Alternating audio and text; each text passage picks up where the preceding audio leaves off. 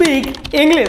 क्या आपको पता है ये सेंटेंस गलत है और यही गलतियां मोस्ट ऑफ द बिगिनर्स करते हैं। जो शुरुआत में इंग्लिश बोलना सीख रहे होते हैं वो ये गलतियां सबसे ज्यादा करते हैं। तो आपके मन में क्वेश्चन होगा ये सेंटेंस गलत क्यों है, तो इसी गलती को आज पता करने के लिए हमारा सेंटेंस स्ट्रक्चर आता है सिंपल प्रेजेंट टेंस। तो इसकी पहचान क्या होती है, ही, हो, और सबसे मोस्ट इंपोर्टेंट जिससे हम इस टेंस को डिस्टिंग्विश कर सकते हैं, इसमें कोई वर्ब नहीं होती, नो वर्ब। दूसरा, ये इंफॉर्मेटिव होता है, यानी ये जानकारी दे रहा होता है, जैसे कि मैं एक विद्यार्थी हूं, वह मेरा भाई है। तो इस तरह के सेंटेंस हमारे होते हैं इंफॉर्मेटिव सेंटेंस।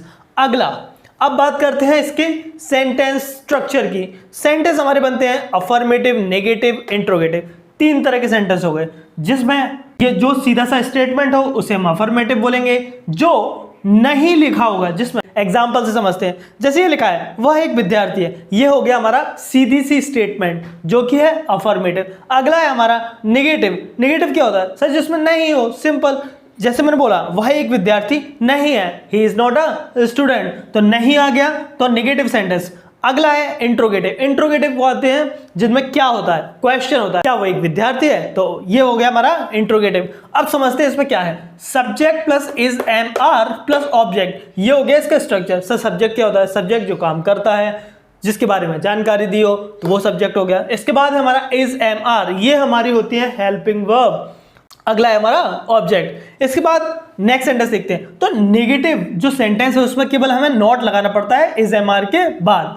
अगला है हमारा इंट्रोगेटिव। अब इंट्रोगेटिव जिसमें क्वेश्चन पूछ रहे हैं, तो इसमें हम हेल्पिंग वर्ब को रख देते हैं पहले, उसके बाद आता है हमारा subject, then object and then question mark. कई सारे बच्चे बोलते हैं सर क्वेश्चन मार्क नहीं लगाओगे तो गलत हो जाएगा। हाँ, ये बात सही है, ठीक है। तो आगे बढ़ते हैं। अब आप पूछोगे कि सर इज कब लगाऊं, एम कब लगाऊं, आर कब लगाऊं, तो इज लगाने के लिए हमारे पास अगर हमारा सब्जेक्ट ही यानी वह, शी यानी वह, लेकिन लड़की के लिए इट, यह, नाम किसी का, या फिर सब्जेक्ट हमारा सिंगुलर हो। अब सिंगुलर क्या होता है सर, एक होता है वो सिंगुलर होता है, एक से ज्यादा प्लूरल हो गया।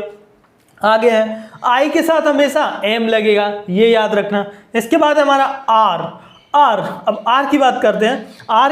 आर हमारा यूज होता है किसके साथ, you, we, they and plural subject. अब सर प्लूरल तो अभी तो समझा था, प्लूरल यानी एक से ज्यादा। मेरे पास एक कार है, आई हैव अ कार, मेरे पास बहुत सारी कार है, आई हैव मैनी कार्स, ठीक है।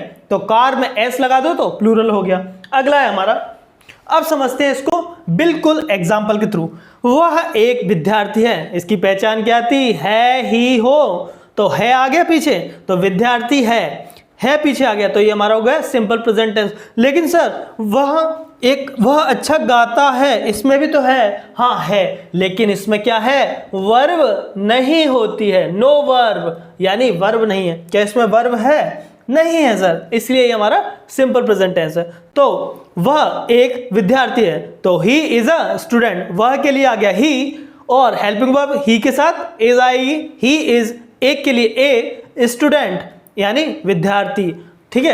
अब इस सेंटेंस में देखते हैं, ये हो गया हमारा अफर्मेटिव, ये हो गया हमारा नेगेटिव जिसमें कि नॉट लगा है, जिसमें सर क्वेश्चन मार्क लगाओ और हेल्पिंग वर्ब पहले आ जाए, वो हमारा हो गया इंट्रोगेटिव, ठीक है।